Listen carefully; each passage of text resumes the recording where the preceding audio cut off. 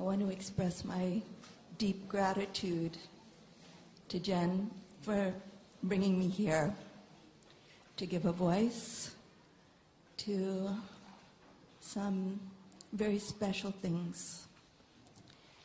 And also I want to give great gratitude again, Jen, for helping me with producing the latest film on GMO with Amaya. Thank you. Words themselves are medicine.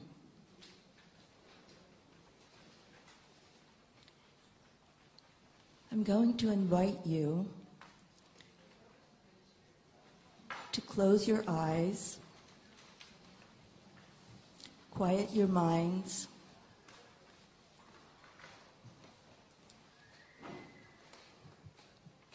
and come and sit by my fire.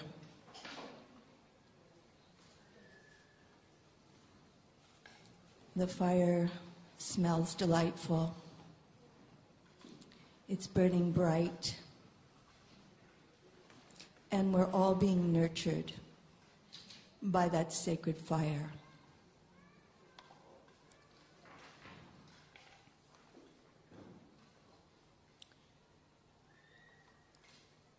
With your mind's eye, I want you to leave the seat that you're in and travel up above the earth, out into space, and looking down on our most precious blue planet, our Holy Mother Earth.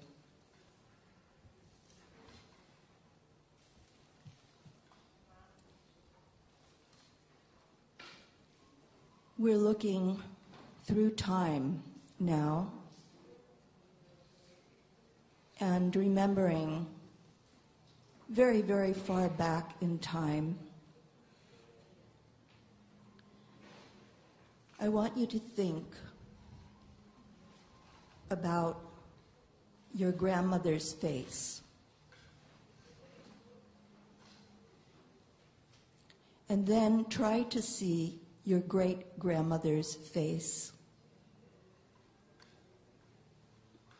your great-great-grandmother's face, and going back in time, trying to see, just see the impression that comes to you of your lineage, your women's lineage that extends far, far back in time.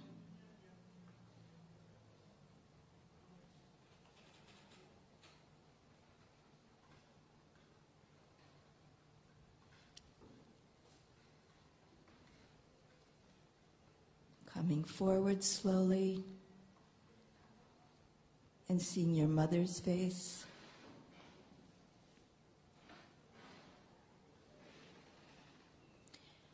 And now, from wherever your roots come from,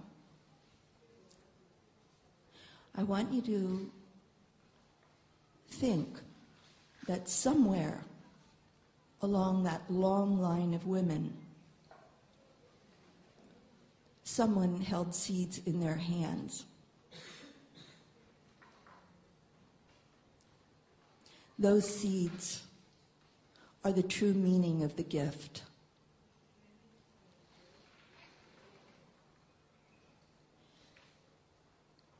Seeds are life. And around my fire, at which we're all sitting now, I want you to contemplate the importance of seeds. Seeds in spirituality, seeds that bring life, seeds that nourish our bodies,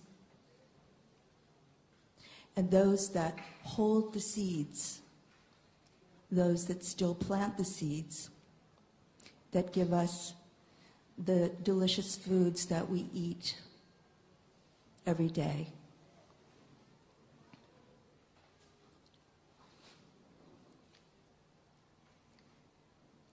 these seeds are seeds of life.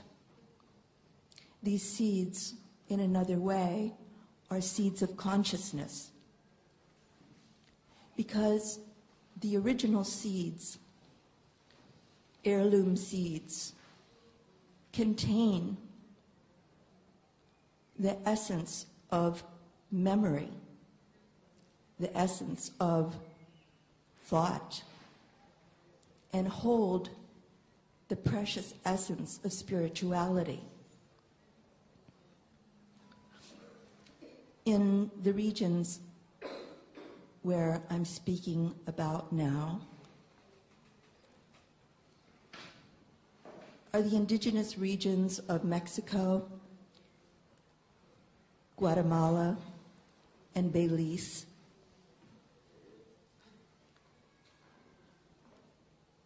These seeds that are so important in this particular area of the world are the corn seeds. We consider this corn as sacred.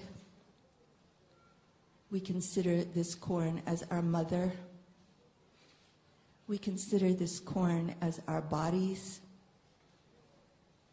And we consider this corn as our gift. There are 4 colors of corn that represent the 4 directions: white, yellow, blue, and red. This corn, whose very humble beginnings were actually like a stalk of wheat, it was called teosinte. And from teosinte, corn that we know today has come forth. We know that if we're hungry, it's very difficult to even think about spirituality. Because when hunger gnaws at your stomach, that's all you can think about.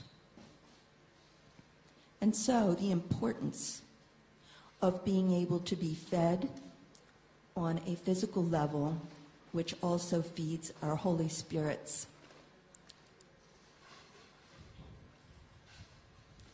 Right now, those of us that are living in all parts of the planet have been undergoing a new type of colonization.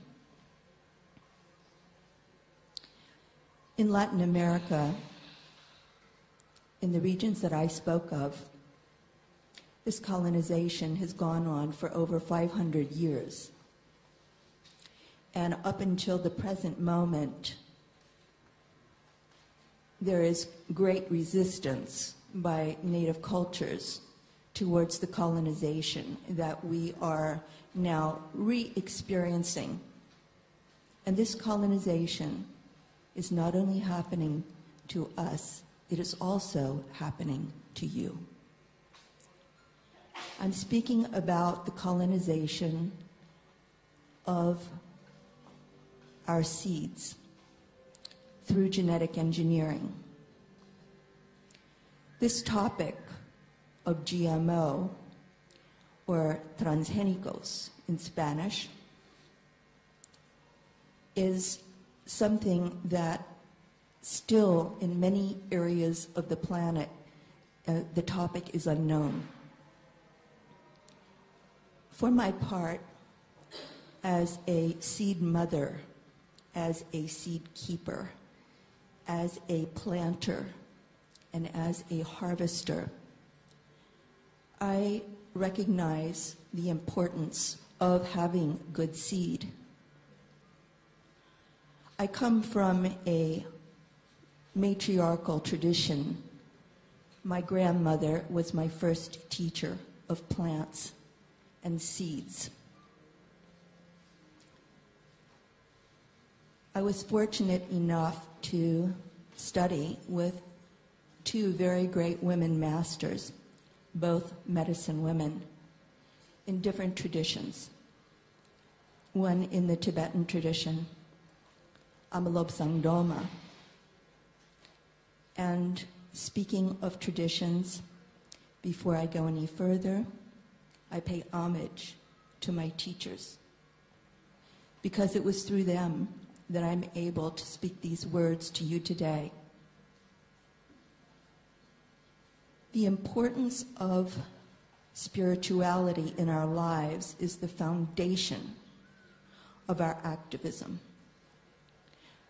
the foundation of the energy in our body that moves our feet, that moves our hands, that moves our hearts, our minds, our spirits. It is this connectivity that happens when you eat good food, correct food, and food that's not tainted. Our food supply right now is being under colonization by Monsanto and allied companies who are promoting genetically modified seeds and foods in our food supply. This is a very serious situation for all of us. I want you to consider for yourselves what you're eating and how this affects your mind and your health. There are many serious health risks that go along with this colonization, and none of us have escaped it. In respect to the seeds, I've brought with me, just to show you the importance of what is sacred to our people. And this here is native corn. This is Mayan blue corn, heirloom corn. These kinds of seeds are now a very special commodity on the planet. Our seeds are, in general, the heirloom seeds are fast disappearing on our planet. I've been in areas where the seeds are completely disappearing. In southern Mexico, for example, in the state of Oaxaca, which is where the story of genetic engineered seeds, the invasion, that's where the story first broke. 1 year ago, I was doing investigation in Oaxaca, in southern Oaxaca, on the coast, and I could not find any heirloom seeds at all. This is an area, for example, in Mexico, which is considered the cradle of corn, along with Guatemala.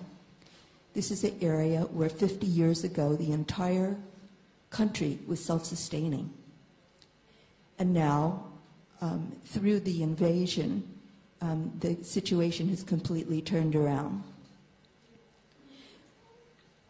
Seeds are so important to all of us.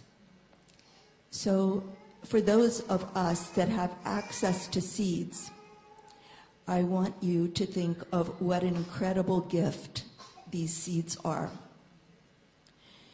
The seeds are the gift that continues to give. They ask nothing of us, but we depend on them in order to live.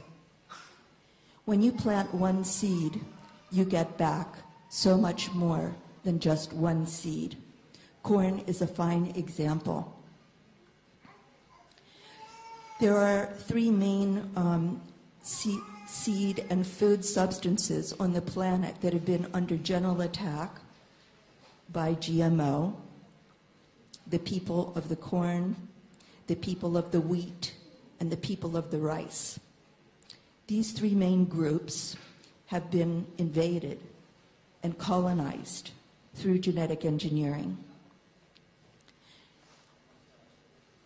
Where I live in California, we have a strong organic movement, which I'm sure in parts of Italy also are happening here.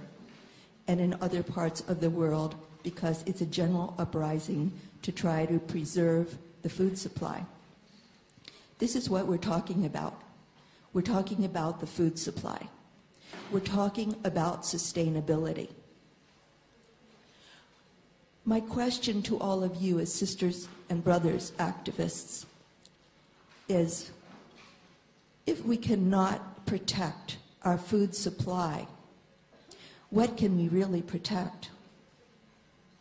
This food supply goes across all cultures, all colors, all economic levels. However, there's only a portion of us that have access to these seeds. And so, the work has been, up to this point, for my last 15 years, as a seed warrior, as an echo warrior, to give the alarm, travel to many communities in very remote areas, do a lot of translation work, form conferences, and gather the elders in order to transmit the message about genetic engineering. What is of deep concern to those of us that still have access to a place to plant is the shrinkage of the land mass in relationship to agriculture. One thing to know about genetically modified seeds is that when you plant a genetically modified seed, that virus that is within that seed spreads in the soil. It goes like lightning through the soil. And then it affects the water. It affects the insects that eat the plant. It infects the air from the pollen that blows through the air. It affects the birds that eat the seeds and the bats that eat the fruit. It affects the whole chain.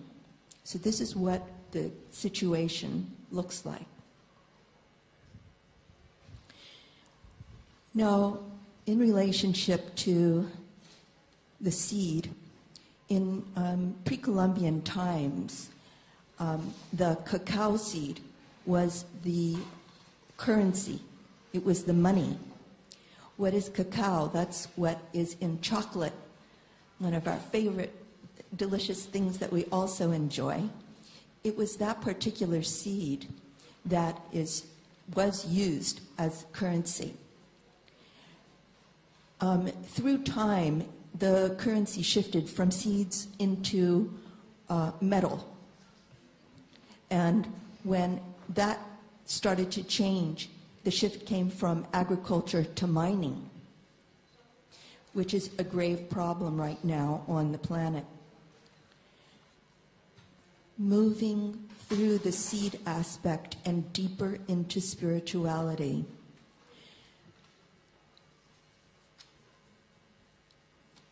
The focus of our sacred medicines that are in Mexico are, in southern Mexico, are mushrooms. They're fungi. And fungi is spread through spores, not through seeds. The fungi, at the base of the fungi, before the fruit comes up, there is mycelium in the ground. Mycelium looks white. It's like hairs. It spreads through the ground. So once you ingest a mushroom, you also have that essence in you. And so in our sacred traditions of the medicines of southern Mexico, we have healing through sacred mushrooms.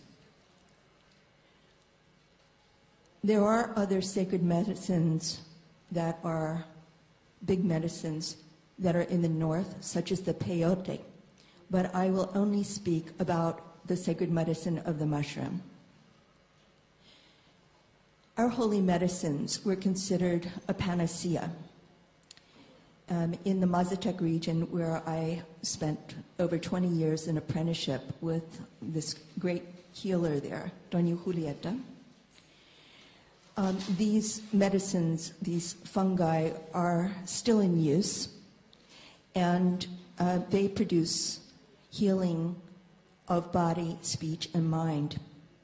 They're very profound medicines and are used especially when there is problem, trouble, also deep trauma, for healing deep trauma.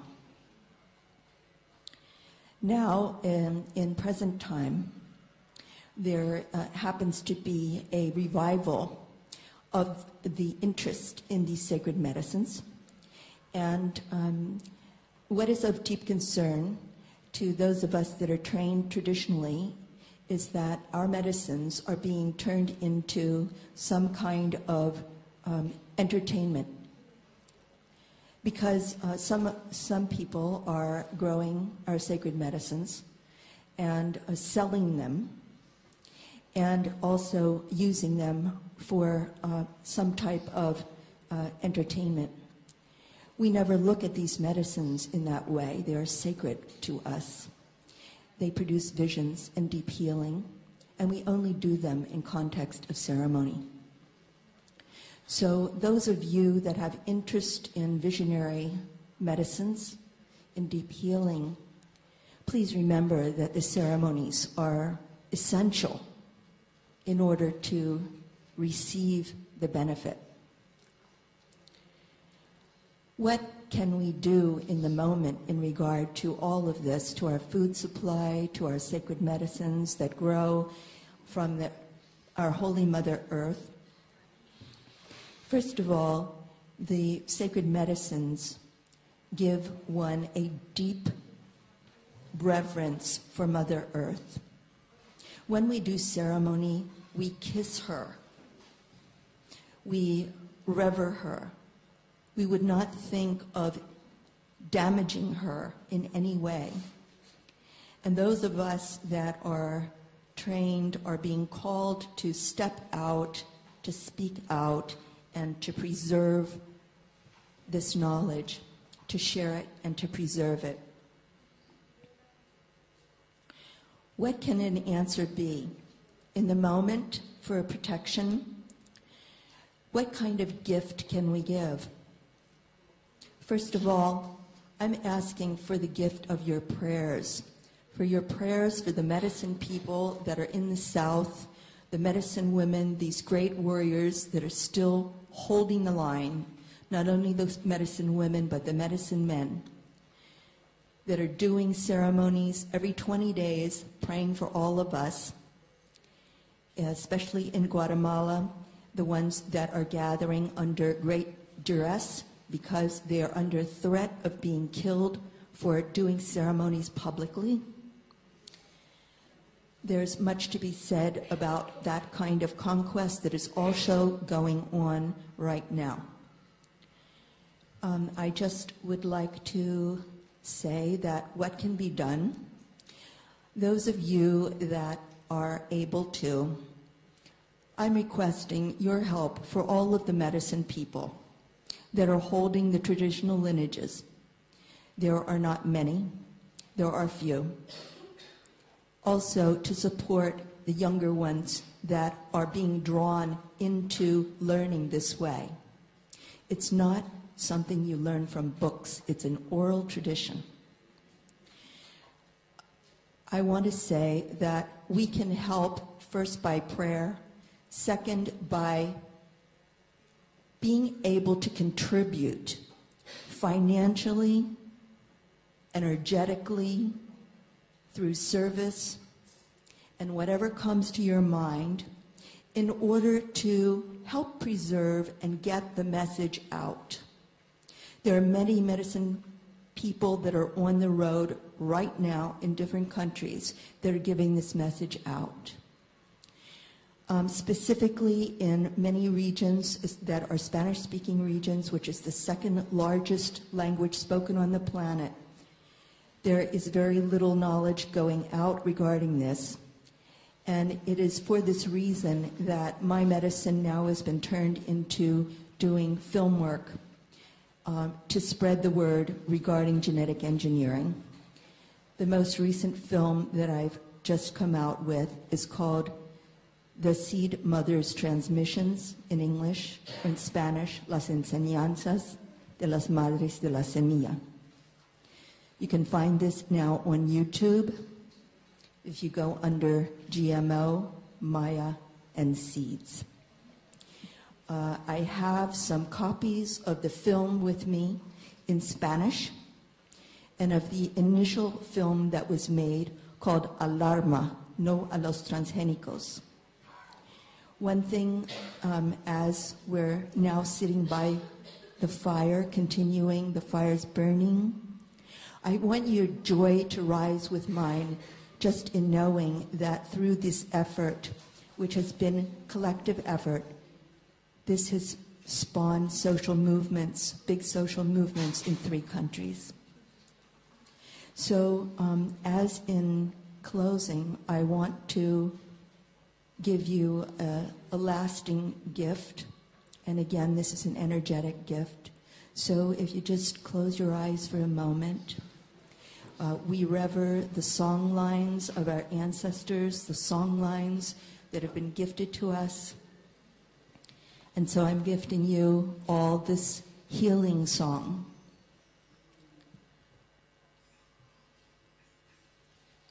Hi, hi, hi, yo, hi, hi, hi, yo,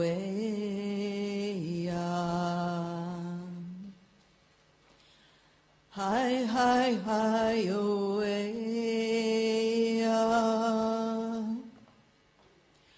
hi, hi, hi, yo,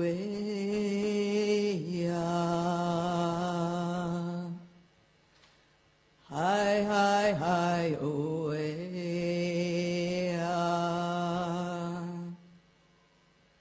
hi, hi, hi, oh,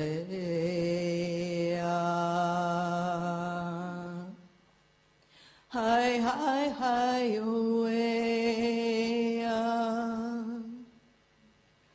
hi, hi, hi, oh,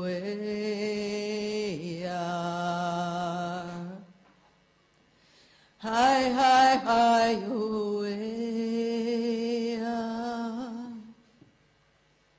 hi, hi, hi, oh,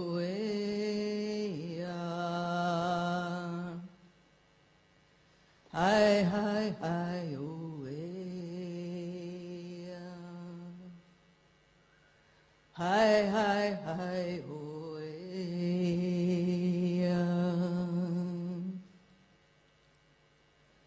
oh, oh, oh, oh. Thank you for sitting at my fire with me. May the fire burn deeply in you. And remember, some of the greatest, tallest trees on the planet, their seeds only sprout when they're put through fire. In Makech, I'm another yourself. Ricati Chili.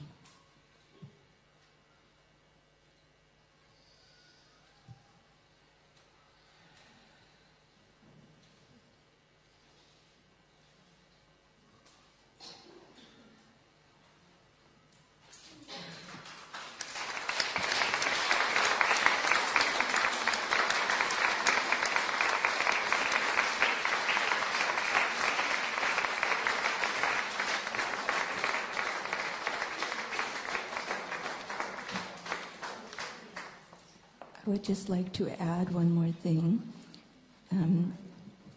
Recently, this book is going to be coming out in the 2nd edition. This is The Hidden Secret Herstory of Mexico. The book is called The Mushroom Doctor, and it is the story of my teacher.